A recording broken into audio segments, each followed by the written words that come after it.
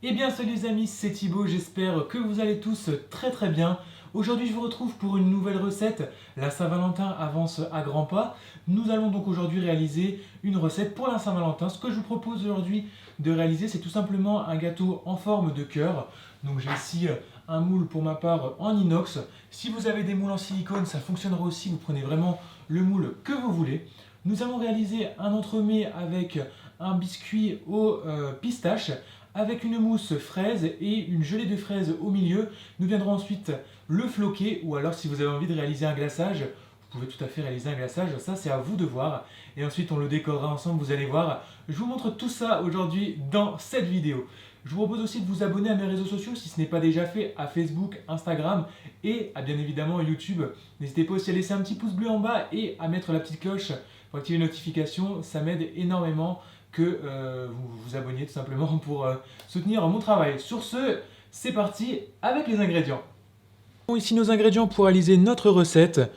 Nous avons ici dans un premier temps de la purée de fraises, des jaunes d'œufs, de l'eau dans laquelle j'ai mis à réhydrater ma gélatine, du sucre en poudre, du sucre glace avec 2 cuillères à soupe de maïzena, de la crème liquide, de la pâte de pistache, de la poudre d'amande, des blancs d'œufs, des brisures de pistache, de l'eau, de la gélatine et de nouveau de la purée de fraises.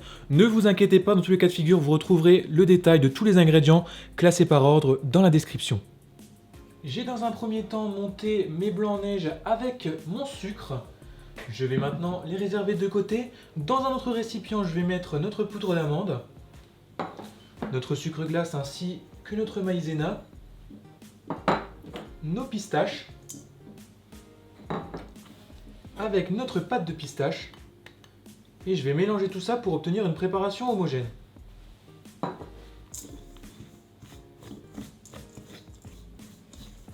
Une fois que j'ai une préparation homogène, je vais ajouter petit à petit mes blancs neige, mélanger délicatement à l'aide de ma maryse, de manière à tout incorporer. Ma préparation est ici maintenant bien homogène. J'ai récupéré mon petit cœur avec une feuille de papier cuisson. Je vais maintenant remplir sur environ 1 cm. Vous allez voir, ça va gonfler à la cuisson. Et après, j'ai ici d'autres moules en forme de cœur que je vais pouvoir remplir. Donc je vais les remplir sur environ 1 cm et ensuite je vais les enfourner à 170 degrés pendant environ 10 minutes à surveiller. Pendant que notre biscuit est dans le four, nous allons réaliser la mousse à la fraise. Pour ce faire, nous allons dans un premier temps chauffer notre purée de fraises. Dans un autre temps, dans un autre bol, nous allons mélanger notre sucre avec nos jaunes d'œufs. Une fois que notre préparation est bien mélangée, nous allons ensuite l'ajouter dans notre purée de fraises. Ma purée de fruits est chaude. Ici, j'ai mélangé mon sucre et mes jaunes d'œufs. Je vais maintenant les incorporer dans ma purée de fruits et je vais porter le tout jusqu'à épaississement. Donc on ne cherche pas à avoir une ébullition, on veut juste un épaississement de la préparation. Ensuite, on retire tout de suite du feu. Et pendant ce temps-là, je vais aussi monter en chantilly ma crème liquide. Notre préparation a ici bien épaissi. Je vais maintenant y ajouter ma gélatine tout de suite à la sortie du feu pour qu'elle s'incorpore correctement à notre préparation. Donc je les sors bien. Il faut vraiment enlever toute l'eau. J'ai ici monté ma crème liquide. Je l'incorpore maintenant à ma préparation donc en 2 fois. Une première fois où je vais mélanger de manière délicate. Et la deuxième fois, je mets tout le reste.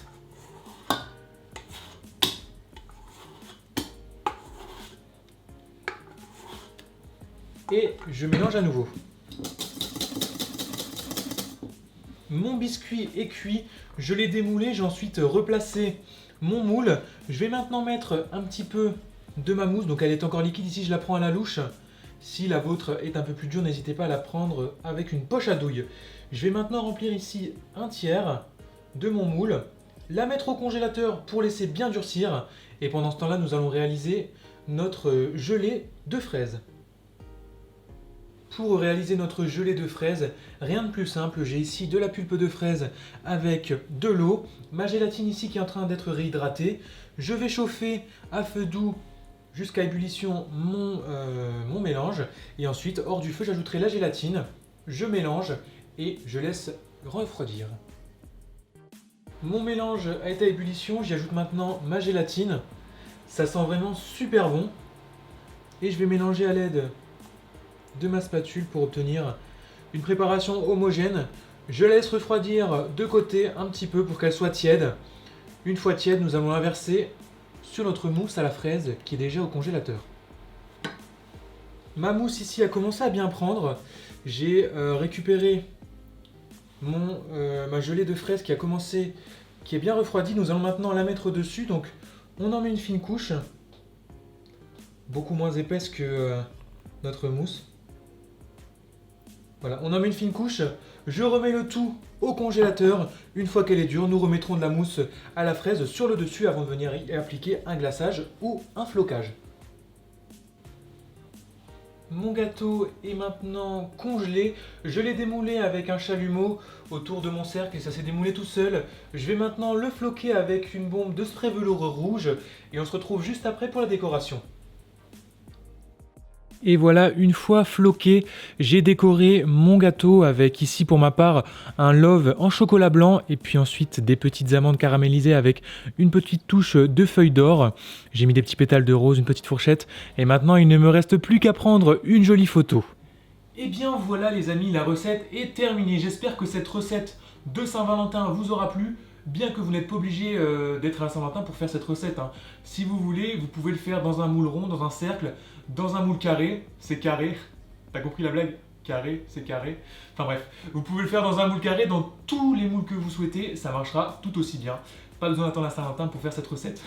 J'espère qu'elle vous aura plu. En tout cas, n'hésitez pas à me le dire juste en bas dans les commentaires, à me rejoindre sur Instagram et sur Facebook. Si vous avez des questions, c'est aussi là-bas que j'y réponds. Et si vous n'aimez pas les gâteaux aux fruits, vous pouvez tout simplement retrouver d'autres recettes que j'ai déjà faites sur ma chaîne YouTube, notamment un de chocolat en forme de cœur ou alors d'autres recettes de Noël. Je vous mettrai dans le petit i la recette du 2 chocolat en forme de cœur pour un Saint-Valentin que j'ai réalisé l'année dernière.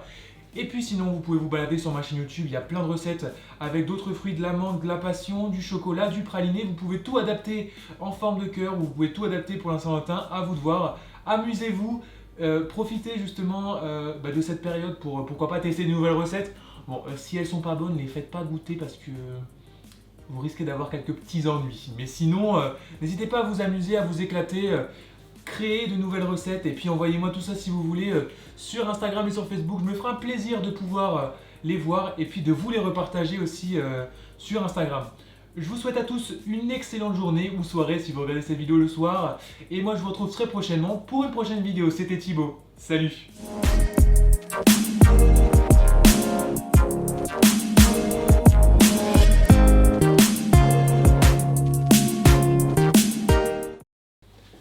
J'ai une vanne.